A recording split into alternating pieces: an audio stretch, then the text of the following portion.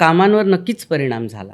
म्हणजे जशी मला बाबांमुळे कामं मिळाली तशीच मला बाबांमुळे कामं नाही पण मिळाली काही बाबतीत. म्हणजे मी उदाहरण घर तिघांचं हवंचं सांगेन.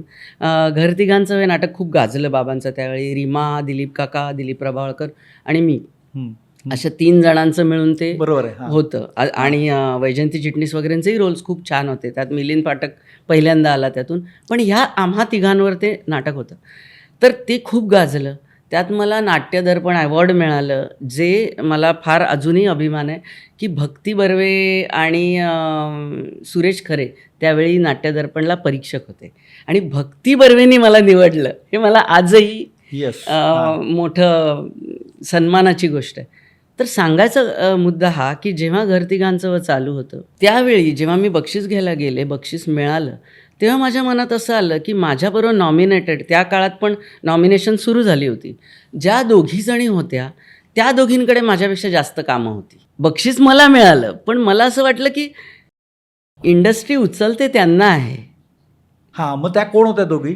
प्रतीक्षा लोणकर होती आणि डॉक्टर उत्कर्षा नाईक होती.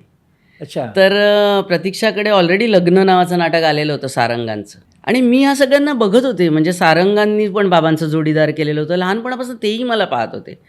पण मी हे अनेकदा अनुभवलं की त्या कुणाशी माझी दुश्मनी कधीच नव्हती. त्यांनीही मोठं व्हावं, आपणही मोठं व्हावं, असंच असतं. पण हे मला दरवेळी मी ऑब्झर्व करत गेले की हे असं व्हायचं. त्याच्या मागे कारणं काहीही असतील.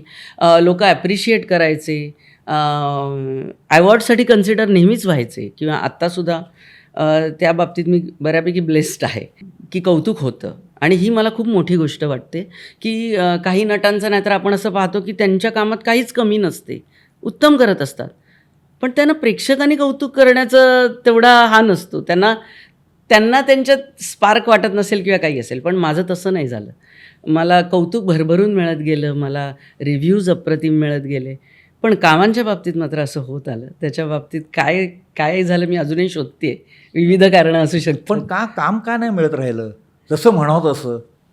मी म्हटलं तसं ते आता खरं इतरांना विचारायला हवं. जसं मला ह्या लोकांनी काही सांगितलं की आम्हाला अशी भीती होती.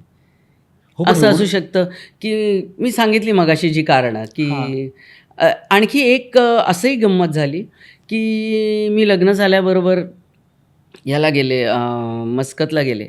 त्यानंतर परत येऊन 5 वर्ष काम केलं. बरंचसं बालाजीच्या सिरियल्समध्ये मी तेव्हा खूप काम केलं. आणि नंतर मी दुबईला गेले पुन्हा, मला मुलगा झाला तेव्हा. आणि 5-6 वर्ष तिथे होते. तर त्याचंही मी पाहिलं की लोकांच्या मनात असं खूप राहिलं की ही नसते इथे. तेही असू शकतं. म्हणजे सुचिता बांदोडकरनी, म्हणजे आताची सुचिता शब्बीर, तिने मला एकदा फोन केला जेव्हा माझं इंदिरा नाटक चालू होतं. फोन केला आणि म्हणाली की तू भारतात आहेस का, मला तुला एका सिरियलमध्ये कास्ट करायचं आहे. मी तिला म्हटलं की माझं इंदिरा नाटक चालू आहे, रोज जाहिरात आहे पेपरला, मग मी कशी नसणार भारतात. तर ती मला म्हणाली नाही, बरेच जण म्हणतात की ती नसते इथे, ती नाही आहे, तरी पण मी तुला फोन केला आहे. आणि मग मला गोठ सिरियल मिळाली, श्रावणबाळ रॉकस्टार दोन्हीसाठी तिने कास्ट केलं. आणि गोठ तर माझी खूप आवडती सिरियल आहे. श्रावणबाळमधलाही रोल खूप वेगळा होता. तर असं होतं. म्हणजे हे अनुभव आहेत.